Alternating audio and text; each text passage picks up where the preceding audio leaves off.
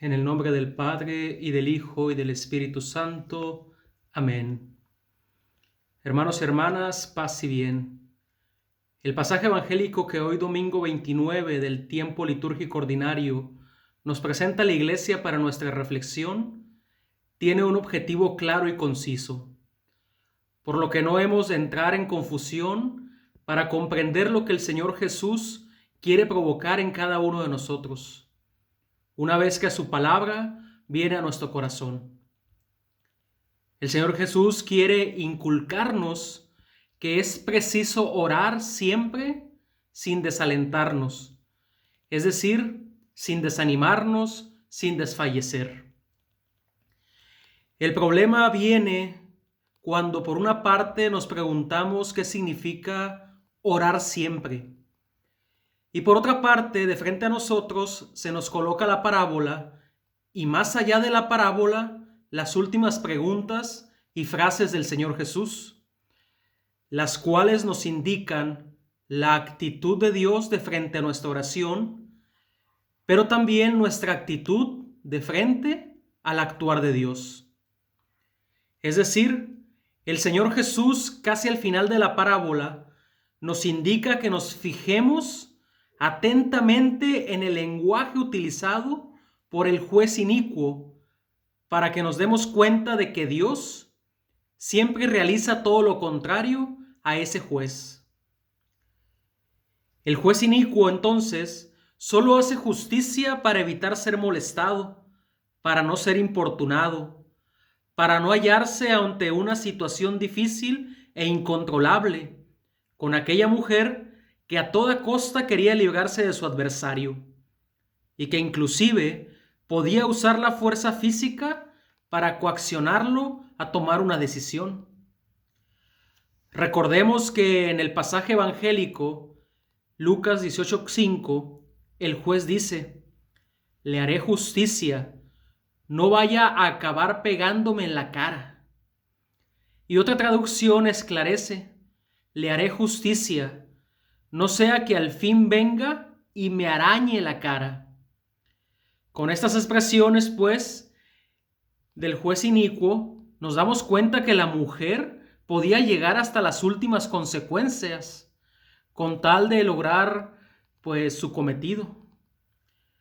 Dios, en cambio, a diferencia de este juez, jamás realiza su justicia con el fin de librarse de nosotros, sea porque le seamos una molestia, o porque ya no quiere que le insistamos, o porque Él pueda correr algún peligro ante nuestra desesperación y nuestra búsqueda de su justicia, pues se vuelva un modo violento o salvaje.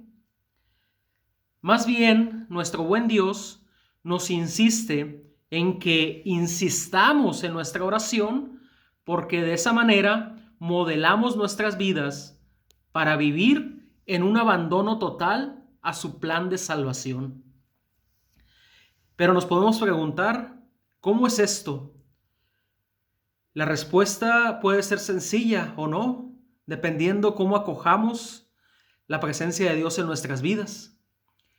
Y es que Dios actúa siempre con absoluta libertad, pero también con una absoluta y total generosidad, ya que no es por nuestros méritos que nos atrae hacia Él, sino por su amor misericordioso que nos ama y nos seduce.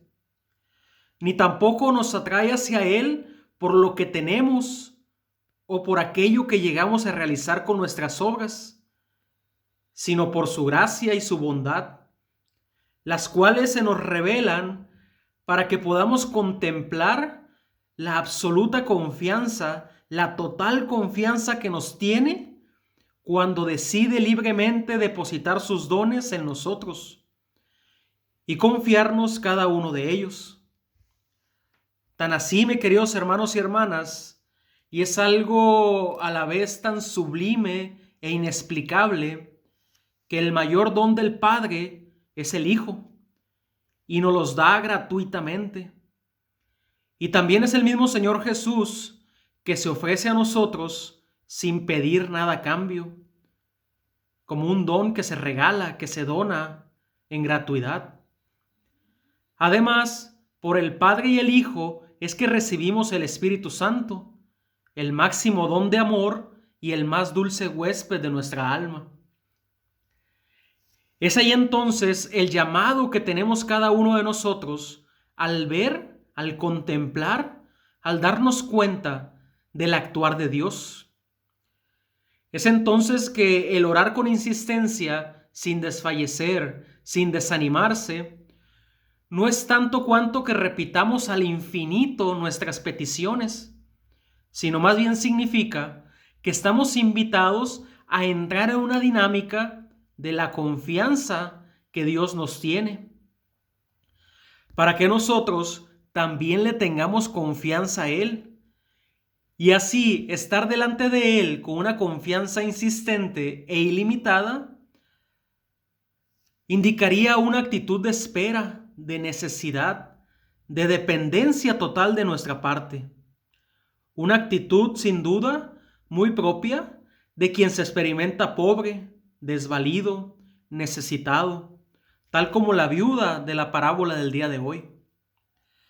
Pero tener esta actitud es algo sin duda difícil de manifestar cuando falta algo primordial en nuestra vida, cuando falta la fe.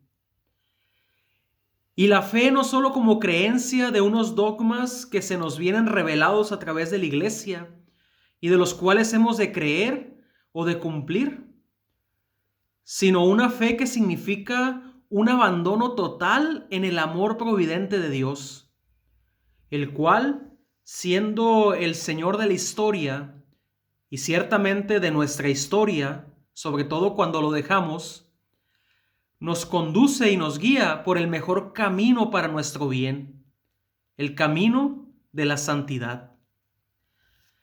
Les decía que el problema surge entonces cuando la falta de fe, el no abandonarse de esa manera en el amor absoluto e infinito de Dios, pues nos lleva a que esta insistencia en el orar, este orar sin desfallecer, pues nos cansa y nos desanima. La falta de fe nos va a llevar a eso. Y sucede porque no ponemos toda nuestra confianza, es decir, toda nuestra fe en el Señor Dios vivo y verdadero, que como he dicho antes, fue Él precisamente quien primero ha confiado en nosotros y sigue confiando. Es decir, nos tiene grande fe.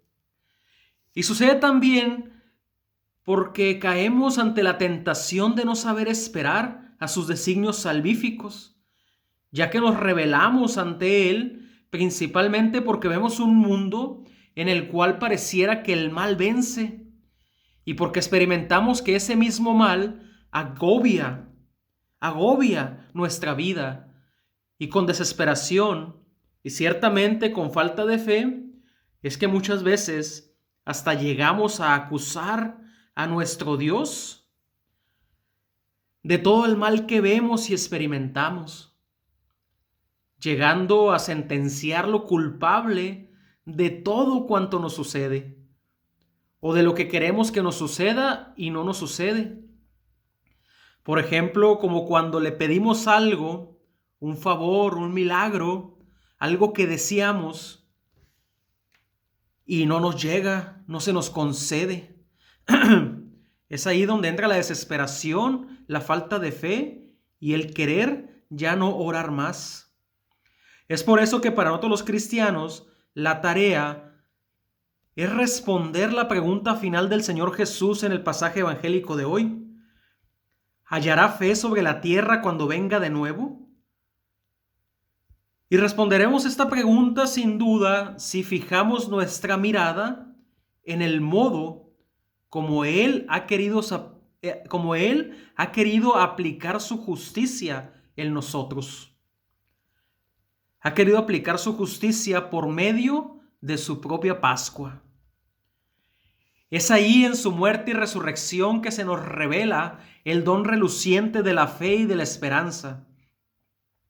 Es allí donde encontramos nuestro aliciente para orar, para insistir, para no desanimarnos, porque sencillamente llegamos a conocer el desenlace de nuestras peticiones. Todas y cada una de ellas son escuchadas y cumplidas a través de esa muerte y resurrección del Señor Jesús. Porque fíjense, al final de cuentas, más allá de todas las peticiones que tengamos en la vida, una sola es válida para cumplir, para colmar todas nuestras preguntas y necesidades en este mundo pasajero.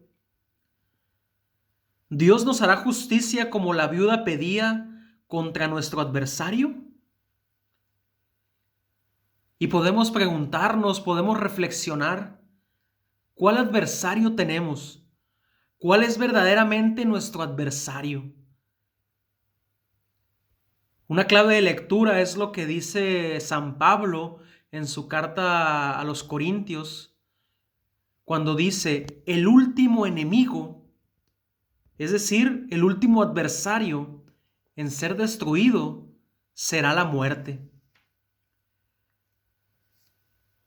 Es por ello que la pregunta central de nuestro adversario recae en que con la Pascua, con su muerte y resurrección, el Señor Jesús ha vencido aquello que para nosotros era imposible. Y es ahí que encontramos que nada es imposible para Dios, ya que con esta Pascua del Señor Jesús nos da respuesta a todas nuestras peticiones. Si nos responde esta pregunta que era difícil para nosotros sobre la muerte, venciéndola como el adversario final o el enemigo final que podemos tener, imagínense si no se verán cumplidas todo aquello que para nosotros es difícil.